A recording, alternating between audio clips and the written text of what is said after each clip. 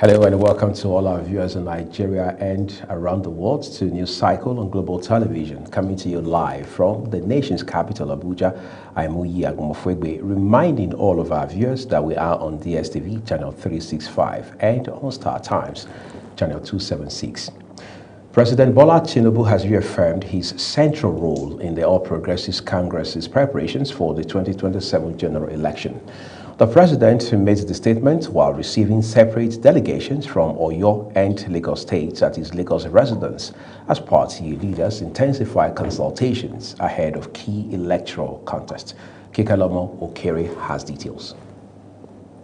The Oyo State APC delegation, led by the state chairman, Moses Adeyemo, and the party's governorship candidate, Senator Sharafuddin Ali, visited President Bola Ahmed Tinubu to brief him on the party's activities and seek continued support ahead of the 2027 governorship election. Addressing journalists after the meeting, the party leaders expressed confidence in their chances of reclaiming power in Oyo State, describing President's reception as encouraging and a major morale booster for the campaign. They maintain that the party remains united and focused on securing victory at the polls.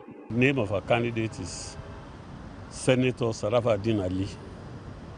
And we are not afraid of the, so we know the way we are going to, but we don't want to disclose to you here. Come May 29, 2027, APC will reclaim government in Oyo State with the support of our father, the president, and our leaders who are here and those at home. We are sure that by the grace of God and our teaming supporters.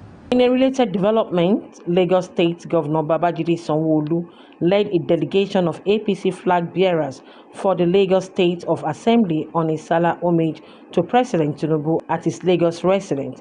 The governor says the president charged the candidate to remain committed to grassroots engagement and service delivery while emphasizing party unity and discipline. Sanwo-Olu also urged the candidate to avoid complacency and work collectively to consolidate the party's electoral strength ahead of the next general election. Kekalomo Okere, Global TV News. Well, thank you so very much, Kekalomo. Minister of Housing and Urban Development, Mutaka Derma, has expressed dissatisfaction with the slow pace of work on some federal housing projects under the Renewed Hope Housing, warning that contractors who have failed to meet contractual obligations may be sanctioned. Speaking with journalists after inspecting the Renewed Hope housing project in Katsina, the minister said contractors who abandon projects without formally seeking extensions of time or contract variations have violated the terms of their agreements. Former Minister of Foreign Affairs Yusuf Tugar has reaffirmed his loyalty to President Bola Tinubu and the administration's policies, dismissing reports suggesting he criticized the president in a recent interview. Tugar, in a statement issued in Bauchi by his media aide Abdulkadir Al-Qasim, said his remarks in a Hausa language interview had been misrepresented and taken out of context. He stated that Tugar advocated that party members should be allowed to freely choose candidates through credible and competitive processes. A high-powered presidential delegation has arrived in Ogbomosho, Oyo State, following the abduction of pupils and teachers from schools in Eshele and Yawota communities in Orire local government area of the state. The delegation is expected to visit the affected communities where armed men reportedly raided Baptist Nursery and Primary School and other locations, abducting about 46 pupils and teachers. The incident occurred in the Ogbomosho axis of Oyo State and has sparked widespread concern across the country and beyond. In the absence of the colorful Durbar celebrations that traditionally define Eid festivities in Kano, the 15th Emir of Kano, Alhaji Aminu Ado Bayero, has turned to another cherished aspect of Hausa cultural heritage to entertain residents and preserve tradition. As part of this year's Eid al-Kabir celebrations, the Emir hosted a traditional Dambe competition at his palace, attracting participants and spectators from across the state. Global television correspondent Idris Jibrain was there for us. Firing of traditional Dane guns by the Emir's Royal Guard herald the arrival of His Highness Alhaji Amina Ado Bayero for a meeting with district heads, traditional title holders and members of the Kano Emirate Council. Led by the Emir's senior councillor Alhaji Aminu Babadang Agundi, the traditional leaders line up to pay Salah homage to the monarch. Hundreds of residents also trooped to the palace to exchange Eid greetings and offer prayers for the Emir and the continued peace of Kano State. The highlight of the gathering is a special prayer session where the Emir joins members of the Qadriya Islamic sect led by Bapa Babadang Agundi in offering prayers for lasting peace, security and national unity. It is a yearly event which His Highness the Emir of Kano always organizes to pray for the nation, to pray for Mr. President Bola Ahmed Tinubu, and to pray for Kano State. This prayer, it took 7 days of it, and it lasts in the last day with this gathering. Addressing the gathering shortly after the prayers, the Emir expresses concern over the rising cases of thuggery and insecurity in part of Kano State, noting that the situation has resulted in the loss of several lives. He therefore urges government at all levels, security agencies, community leaders and residents to work together towards restoring peace and ensuring safety of all citizens. We are all witnesses of the increasing cases of thuggery and killings of people in our beloved state. This is not in our character. I therefore urge all of you to intensify prayers seeking God's intervention. The Emir also reaffirms his commitment to promoting peace, unity and harmonious coexistence through continuous prayers and engagement with stakeholders. Residents on their parts pledged their continued support and cooperation with the Emir, particularly at a time when the Kano Emirate is facing challenging circumstances. From Kano, Idris Jibrain, Global Television News. The National Drug Law Enforcement Agency, NDLEA, says its operatives have intercepted consignments of illicit drugs concealed in water purifier machines shipped from the Netherlands to Lagos. A statement issued by the agency's Director of Media and Advocacy, Femi Babafemi, stated that the seizure was made at a courier company in Lagos on May 26. The NDLEA further said the consignment contained 3 kilograms of ketamine and 199 grams of MDMA, commonly known as ecstasy, which was carefully hidden inside the water purifier machines. Women of the All Progressives Congress APC have held a special prayer session for Nigeria, calling for peace, unity and sustainable development across the country. The prayer brought together party women from all religious divides to seek divine intervention for national stability and progress. Political correspondent Ubonku Soro has details for us. The gathering attracted APC women leaders, youth representatives, political stakeholders who emphasized the importance of national unity and peaceful coexistence among Nigerians. Speaking at the event, the National Secretary of the City Boys Movement, Felix Arume, commended the women for their commitment to promoting peace and supporting efforts aimed at national development. We've realized that we are more spiritual than we are physical as a people, whether we like it or not. There's more than enough evidence to show that we are more spiritual than physical. And most of the things that we are facing in Nigeria is more of a spiritual undertone than physical. Also speaking, Honorable Benny La, representing Lantan North and South Federal Constituency of Plateau State, stressed the need for citizens to place national interests above personal and political differences in order to foster development. While the leaders are working hard to ensure there's progress. The devil is there trying to bring down this nation. That's why we must intensify our prayers against the plans of the wicked one.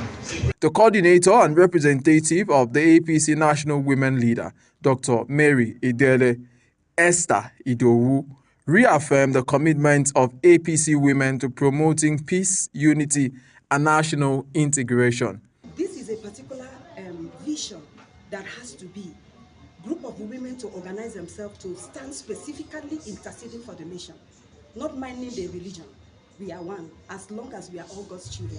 Prayers were offered for Nigeria's leadership, security, economic recovery, and the unity of all citizens regardless of ethnic, religious, or political affiliation. The women expressed optimism that through collective efforts, faith, and responsible leadership, Nigeria would overcome its challenges and achieve greater prosperity. Ubong Usoro, Global TV News. Meanwhile, the People's Democratic Party, PDP, has affirmed former President Goodluck Jonathan as its presidential candidate for the 2027 general election. The decision was announced following a special national convention of the party held in Abuja. Again, over to political correspondent Ubong Usoro. The PDP said it had fulfilled all legal requirements for its special national convention and had secured a venue in Abuja for the exercise.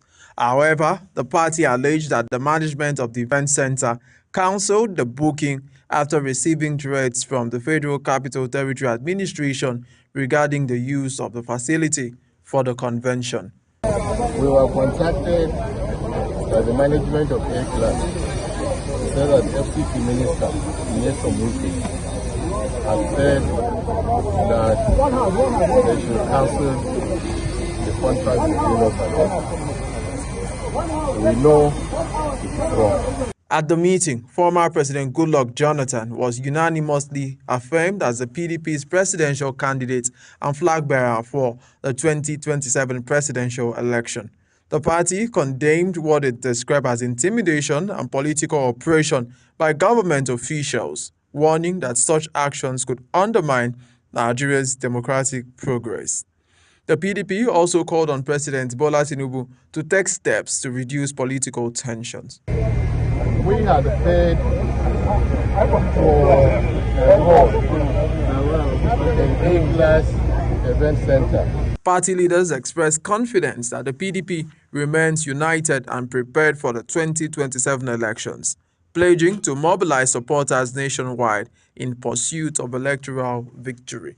Ubong Usoro, Global TV News. Well, thank you so very much, Ubong. Delta State Police Command has arrested 5 suspects and recovered a locally made revolver pistol and 10 bags of substances suspected to be Indian in separate operations across the state. Police spokesman SP Bright Edefe said operatives attached to the Asaba Area Command arrested 3 suspects, Musa Sule, 22, Moses Sunday, 26, and Usama Ibrahim, 25, during a routine patrol behind NTA Asaba on Saturday, May 30. Edefe further stated that the suspects were searched based on reasonable suspicion, leading to the recovery of a locally made revolver pistol and other dangerous weapons. Kebbi State Council of the Nigeria Labour Congress (NLC) has congratulated Governor Nasiru Idris and the people of the state on the administration's 3rd anniversary, describing the period as eventful and impactful. In a statement issued by the state NLC chairman, Murtala Usman, the Labour Union commended the governor for what it described as remarkable achievements across key sectors of the state economy. Usman noted that the Governor Idris's administration has recorded significant progress in infrastructure, education, healthcare, and workers' welfare since assuming office 3 years ago. Chairman of the Nigeria Governors Forum, NGF, and Governor of Kwara State, Abdulrahman Abdulrazak, has called on President Bola Tinubu to consider increasing Nigeria's national minimum wage to 100,000 naira. The governor made the appeal in Lagos when members of the Nigeria Governors Forum, led by Vice President Kashif Shettima, paid a solemn homage to the president at his Lagos residence. Speaking during the visit, the NGF chairman noted that many states are already paying close to 100,000 as wages and urged the federal government to begin discussions on a new minimum wage benchmark. And now to health matters. A cholera outbreak has resulted in the death of at least 37 people in Borno State, the government says. The Executive Secretary of Borno State Contributory Healthcare Management Agency, Dr. Saleh Kaza, stated that more than 3,000 cholera cases have been recorded across 7 local government areas of the state in May. Kaza, in a statement, said the cases were recorded between May 1st and May 29th, following the confirmation of the first infection earlier in the month. This is Global Television, and you are watching News Cycle. The rest of the news continues after this break. Please do stay with us. The weather system currently positioned over the northeastern states is expected to continue its southward propagation by Monday morning through the north-central region and eventually towards parts of the southwest and the coastal cities, maintaining the potential for thunderstorms and rainfall along its paths. Areas likely to be affected by this storm include southern Borno, Adamawa, Taraba, Gombe, Bauchi, Kaduna, the Federal Capital Territory. Many thanks for staying with us. The second part of this news broadcast returns with business. A foreign direct investment into Nigeria has plunged by 80% in January 2026 as foreign investors increasingly channeled funds into bonds and money market instruments despite a sharp rise in overall capital inflows. The report revealed that FDI fell to $30 million in January from $150 million in December last year, while foreign portfolio investments surged to $3.37 billion from $940 million over the same period, showing investors' preference for debt assets over long-term productive assets. The Nigerian National Petroleum Company Limited, NNPCL, has recorded a significant month-on-month surge in performance, with revenue climbing sharply to 4.97 trillion naira in April 2026 compared to 2.77 trillion naira posted in March. This represents an increase of about 79% in monthly revenue, according to the company's April 2026 operational and financial report released on Saturday. The report says profits after tax also rose substantially to 481 billion naira in April, up from 276 billion naira in March, a jump of approximately 74%.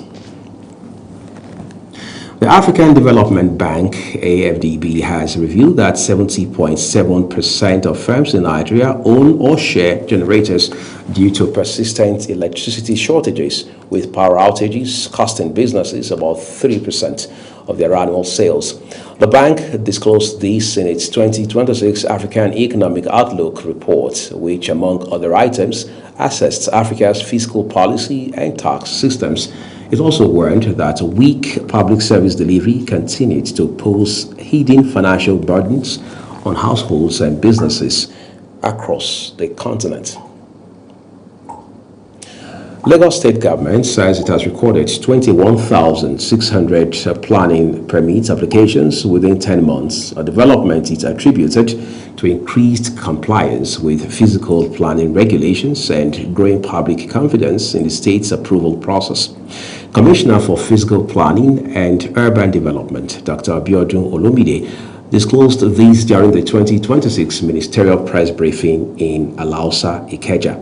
Olumide also said the Lagos State's Physical Planning Permit Authority received more than 21,000 applications between June 2025 and March 2026, out of which 17,279 were approved. Beyond our shores now, at least 3,108 Nigerians have returned home from Sudan since civil war erupted in the North African country in April 2023. The figure is based on verified evacuation records from the federal government and the International Organization for Migration, IOM, highlighting one of Nigeria's largest emergency repatriation exercises in recent years. Data obtained from the Nigerians in Diaspora Commission The Ministry of Humanitarian Affairs and IOM Nigeria showed that the return operation was initially executed through an emergency government-led evacuation in the early weeks of the conflict before transitioning into a phased humanitarian return program coordinated by IOM. Israeli Prime Minister Benjamin Netanyahu says he has instructed the Israeli military to expand the maneuver in Lebanon after the occupation of the strategic Beaufort Castle, which he says marks a dramatic change in Israel's invasion of the country. Lebanese Prime Minister Nawaf Salam has also accused Israel of pursuing what he has termed a scorched earth policy as Israeli forces expand their ground invasion. U.S. Secretary of Defense Pete Hegseth warns that Washington is ready to resume strikes against Iran if the ongoing negotiations collapse. It's now time to look at sports for you for some excitement. Nigeria's Super Eagles have delivered a dominant performance to defeat Jamaica 3-0 in the 2026 Unity Cup final, securing their 4th title in the competition's history. The final, played in London, got off to a blistering start when Alhassan Yusuf put Nigeria ahead in the 3rd minute, finishing off an early attack that stunned the Jamaican defense. Nigeria maintained control of the game through strong midfield play and disciplined defending, limiting Jamaica's chances while creating several opportunities of their own. Arsenal defender Gabriel Magalhaes has spoken about his pain at missing the crucial penalty as they lost to Paris Saint-Germain PSG in Saturday's Champions League final. The Gunners held on for much of the game following Kai Havertz's early opener. However, Osmani drew PSG level from the penalty spot after Christian Mosquera fouled Chiva. Still talking football, Alex Iwobi and Samuel Chukwueze are in the running for Fulham's Goal of the Season's award. Fulham listed 15 goals for the individual accolade. Versatile midfielder Alex Iwobi earned double nominations. And that's a full cycle here on the news. Just to say again that you can find Global Television on the DSTV channel 365 as well as on Star Times channel 276. Kindly follow us across all of our social media platforms using @Global TV NG as well as other handles as you now see on your screen. I am Uyi Agumofwebe, thanking you especially for watching, and I'll see you on News Prime.